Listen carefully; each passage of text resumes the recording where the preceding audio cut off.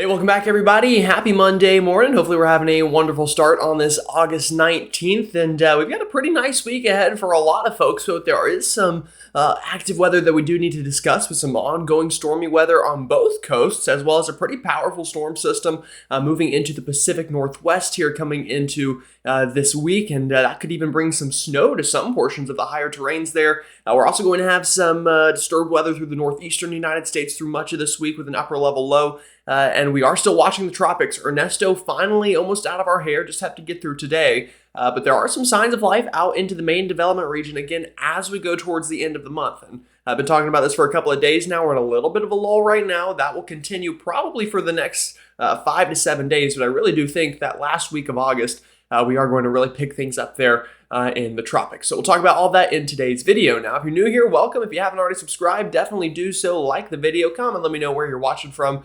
And let me know if you've seen any interesting weather recently. I know yesterday we had some big time flooding through portions of the Northeast, specifically Connecticut, where some folks almost got a foot of rain from some of those storms. So again, if you live up there, definitely let me know what you saw. I know here in the Carolinas, we had some pretty feisty storms, had plenty of trees down through many portions of the Carolinas. And to other parts of the country as well. So with that said, let's go ahead and jump on into that forecast and start talking about things here. So up here is Ernesto. Funnily enough, Ernesto has re-strengthened, and we did talk about that yesterday in that video. Now looking healthier probably than it has in quite some time. Continuing to move off towards the general area of Newfoundland. Now behind that, not really much right now in the tropics, but we do have active weather back home. In fact, we've got this big time trough, one that is very impressive for August standards here, more of a fall-like trough. And again, we're still in summer here, haven't hit the equinox here to change from summer to fall quite yet. In fact, we're not even in meteorological fall yet. So a very impressive trough here. Again, that's going to bring really nice dry air to many of us over this week, and it's going to really feel like fall for a lot of folks, especially in the morning. And we'll take a look at some of those low temperatures that are possible.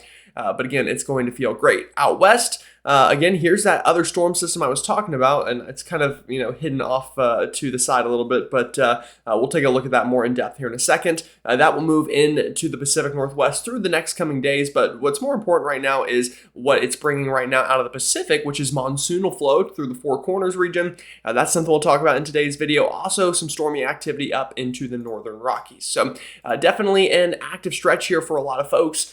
With some active weather. Now, we're going to start with Ernesto, quickly talk about Ernesto, get him out of here. I know we're tired of him. In fact, if I just zoom this out and look back, we've been talking about this thing all the way since it was down here, whenever it became a tropical storm and even a potential tropical cyclone before that. Again, tracked on through portions of the Antilles, through Puerto Rico, then became a hurricane, hit Bermuda directly as a hurricane, and then weakened and now has re-strengthened back into an 85-mile-an-hour Category 1 hurricane. So this thing is borderline a Category 2 again. A pretty feisty storm. The good news, though, is the storm is small.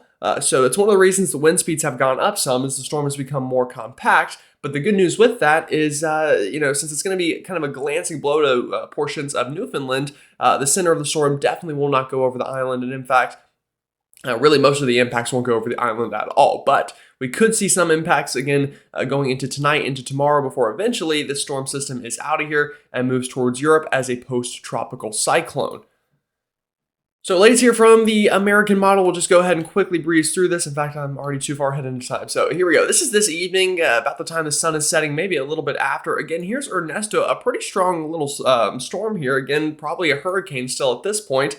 And overnight tonight into tomorrow, we will see a glancing blow to the extreme southern part of Newfoundland here, where we could see some heavy rain and wind gusts up to tropical storm strength. But again, we aren't expecting sustained tropical storm conditions. This will be more of just a period of some stronger winds and some heavy rain, but also a very quick moving storm. So the rain won't even last that long. The wind won't last all that long. Again, this is the peak of it overnight tonight. And then if the map would cooperate with me here, then we get into tomorrow morning as the sun's coming up and the storm is already out of here. Then all of the tropical conditions are done, and then we'll just have to watch for an upper level low that'll move on through this kind of part of the United States and Canada throughout this week that could bring some showers and maybe a couple rumbles of thunder. But really, it being a cold upper level low, it's going to be more likely we just see good old fashioned rain out of it. All right, now again, that is not the end of the story with the tropics by any means this year. Again, we are in a slight lull, but I've talked about that, the past couple of videos. I do think this week will be quiet, but next week and onward, I do think things will pick back up, and we are seeing some signs of life in our ensembles. These are the GFS members. We are, seeing signs of some sort of wave, maybe trying to get going here in the 7 to 10 day range. We'll definitely want to watch that.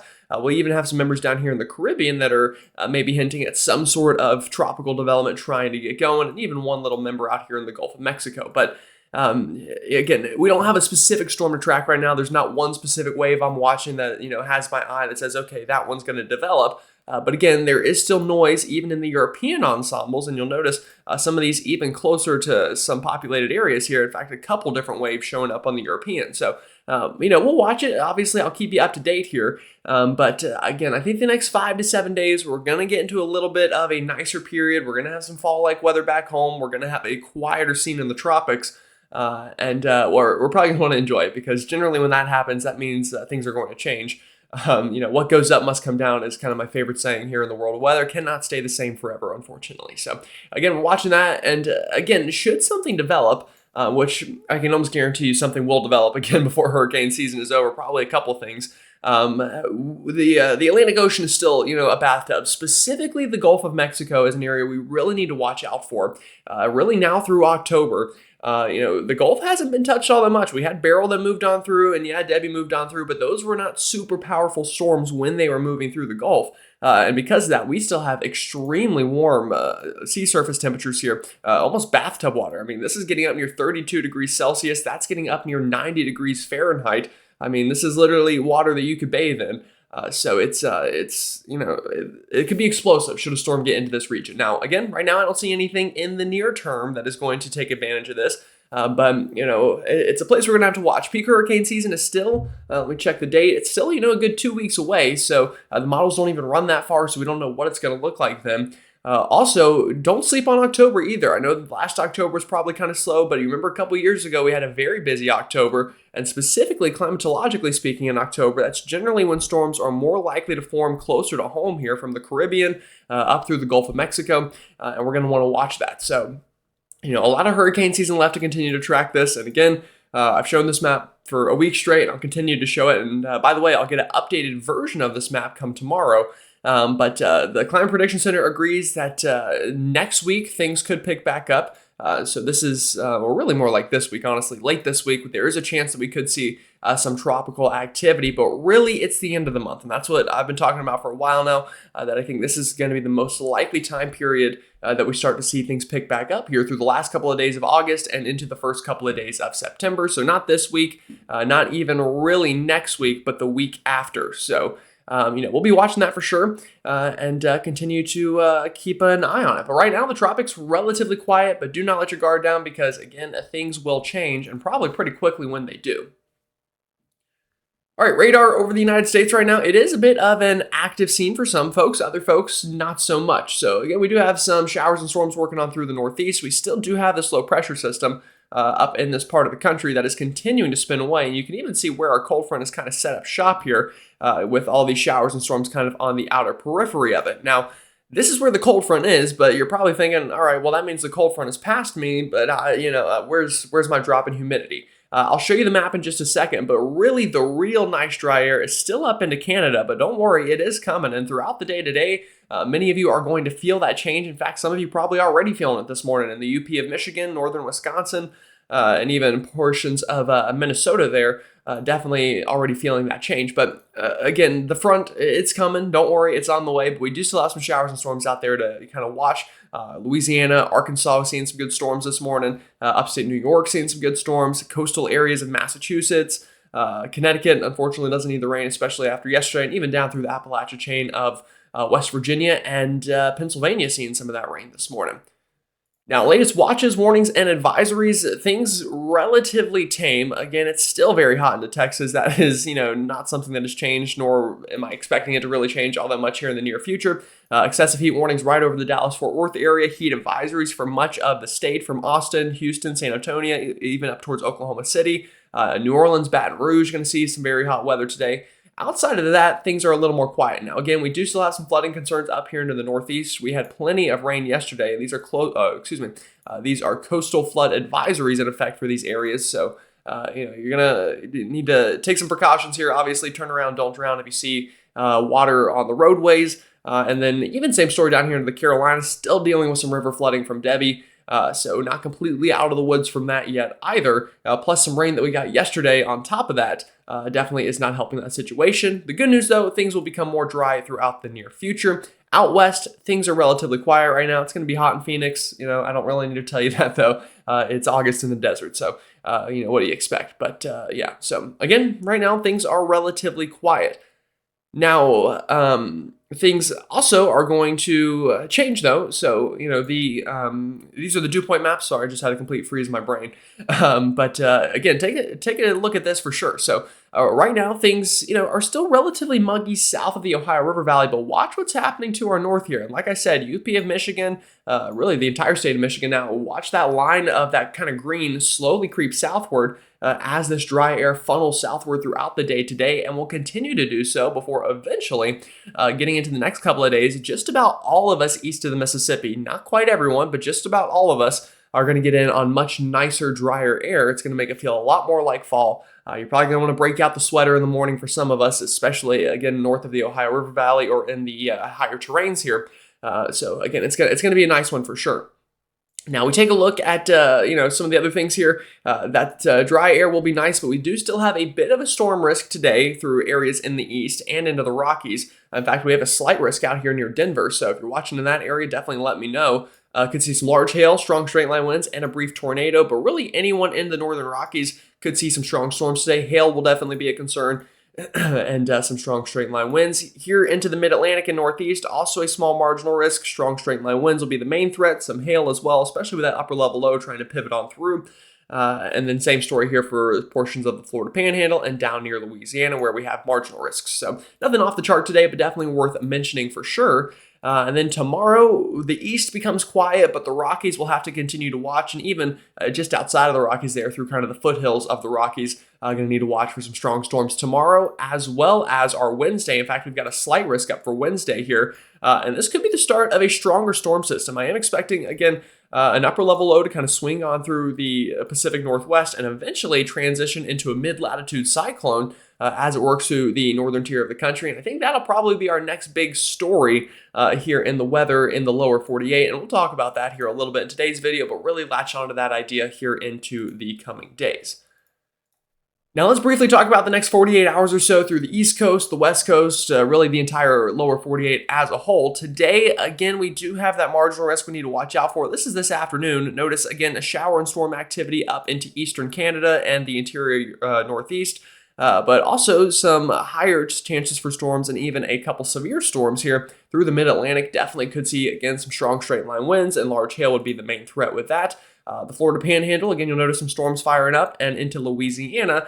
Well, let me just mention this. Again, more widespread for that eastern and northern threat we talked about. The Florida Panhandle and Louisiana, I think, will be less widespread, but the storms could become strong if they do form. So we'll need to watch out for that today. All of that eventually works offshore tonight along the East Coast. And then we're waking up Tuesday morning, and then this is when that dry air is really settling in. Notice nicer conditions for most people. However, I'll also watch the interior Northeast. Now, it'll still be, lower temperatures and all up there, but unfortunately, we're going to have a little bit of an upper level low that just hangs around for a while for the next couple of days. That's going to increase shower activity. Severe weather will be at a minimum. Again, this is kind of a cold core system, so there's not going to be much instability, but that will definitely help to kind of increase shower activity. In fact, that's really going to make it feel like fall even more because high temperatures may only get into the 60s and 70s. It's going to be rainy, cloudy, and just not as nice as those of us kind of in this region that are going to see, the more sunny skies and the drier air that way.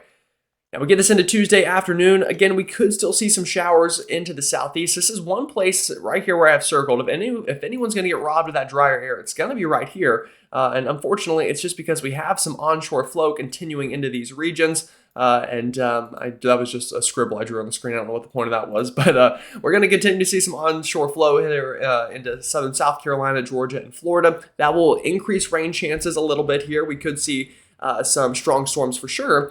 and we'll definitely want to watch out for that. But that will continue here into the next couple of days really as well. But outside of that, many of us again getting in on that nicer, drier fall air to start off the middle of the week and really, kind of the beginning of the week as well.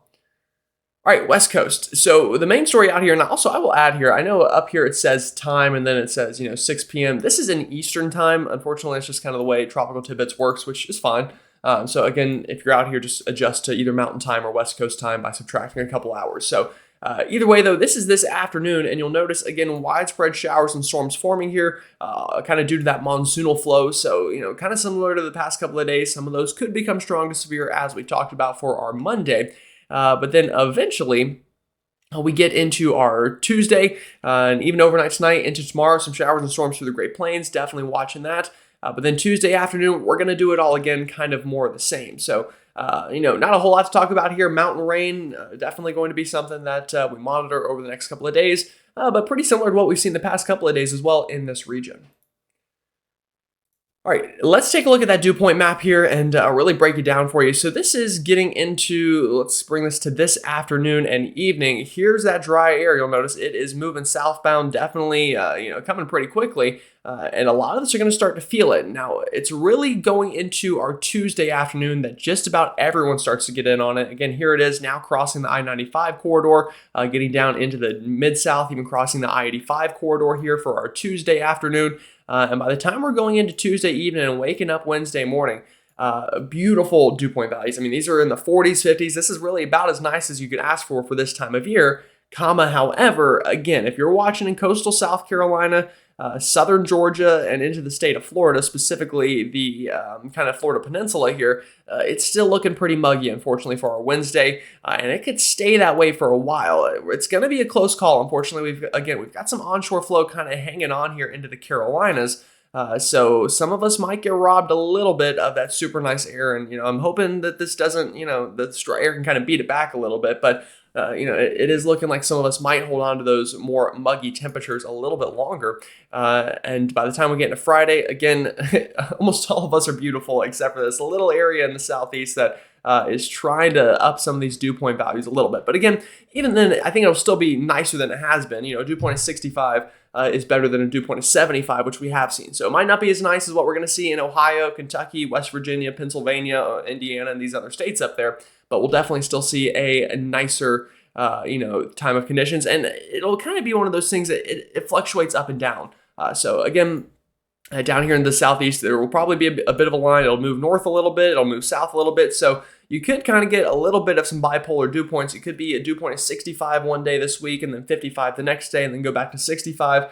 It'll really just depend on the flow here and how strong it is. We'll have to watch that for sure. But it could be kind of make or break for some cities like Charlotte, Columbia, Atlanta, Birmingham. We'll definitely need to watch out for that. But then we get into this weekend, and then I think at that point, the humidity will try to return here, especially getting into the long range. But this will be pretty long lasting, all things considered. It'll be a good couple of days of some nicer, drier air. And talking about exactly how nice and dry it'll get, these are potential low temperatures. This is Wednesday morning. We've got lows into the 40s and 50s into portions of the Ohio River Valley, the Midwest, specifically the Great Lakes region, I should say, and into the interior and Northeast. Higher terrains of West Virginia, I wouldn't be surprised to see some low 40s, upper 30s are possible here for some of you folks, again, kind of at the highest peaks there. It will be very interesting for places like that, even Mount Mitchell, to kind of see what those temperatures get down to. But it'll be chilly for sure on our Wednesday morning. Might want to grab a sweater on the way out the door, depending on where you are. And then Wednesday afternoon, high temperatures only again into the 60s into the higher terrains of the Appalachia mountain chain, into the 70s into the Ohio River Valley, the Great Lakes region, into the interior Northeast, and then down only highs into the low 80s for much of the Carolinas, Georgia, Alabama, Mississippi, and then unfortunately back into the Great Plains. Yeah, it's still hot. We've got that big old heat ridge continuing to kind of park over you through much of this week. All right, let's talk about the long range a little bit here. We'll start this Wednesday afternoon. Again, we do still have this big upper level low over the Northeast. Like I said, that will continue that shower activity for some folks, but watch what happens in the Pacific Northwest this week as well. Another kind of upper level low tries to swing on through, and we're going to be dealing with two at the same time. One in the Northeast, one in the Pacific Northwest. And that one in the Pacific Northwest could eventually form into a bigger problem. So again, we get later into this week, towards this weekend, that finally moves in. That could bring mountain snow. Like I said, that's definitely not out of the question. But after the fact, here we go into next week. This could very well form into a pretty good low pressure system that could return the chances of some severe weather to the United States and just more active weather in general. Also, unfortunately, it's going to push this big ridge back east. That's going to increase temperatures once again. It's probably going to get muggy again. Fake fall will be over. Again, definitely don't expect this cold front this week to be the start of fall. It's just kind of a taste of what's to come the next couple of months. Again, then we move this ahead in time. Again, that low pressure system, it looks pretty feisty and could hang around for a pretty long while here through the 7 to 10 day range, or really the 5 to 10 day range, I'll say. So definitely going to want to watch that. We take a look at precipitation here. Again, this week, it's going to be nice for most of us east of the Mississippi. Still shower activity over the northeast. So I'll continue to kind of hit that point home. Also some shower activity out west. And then eventually later this week, here comes that storm system into the Rockies. That's going to increase shower activity for sure. Also, I forgot to mention as well, again, into the southeast where we talked about those higher dew point values, higher chances of precipitation this week as well. Again, Ohio River Valley should stay dry. Portions of coastal southeast, maybe not so much. Again, same story for the northeast. Where we'll have a couple disturbances trying to work on through here. But that gets us through Friday afternoon. This gets us into this weekend, and here we go. Here's that next storm system I mentioned. Again, you'll notice some shower and storm activity increasing with that. Could bring severe weather next week as that tries to swing on through the lower 48 and could kind of hang around for a while. So we'll definitely want to watch that in the long run.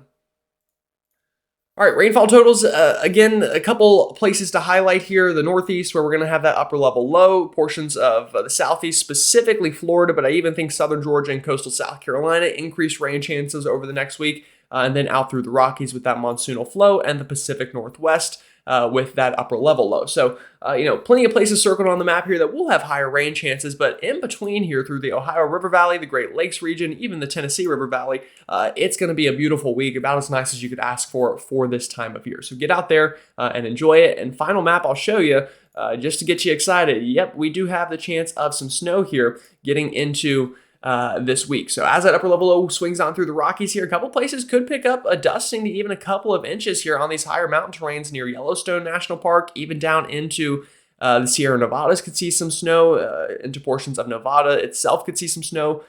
So again, it's exciting times. We're changing the seasons here. We're going to start to see that transition for sure from summer into fall, and with that, some high elevation snowfall and some of that drier air back east. But again, do not expect this to be the official start of fall. We're going to have plenty of hot days on the way. The tropics are going to be active, I'm sure, it's just kind of a taste of what's to come. So definitely enjoy it while you can. Alrighty, folks, I appreciate you hanging in there and watching on this Monday morning. Have a great rest of your day, and I'll see you all tomorrow.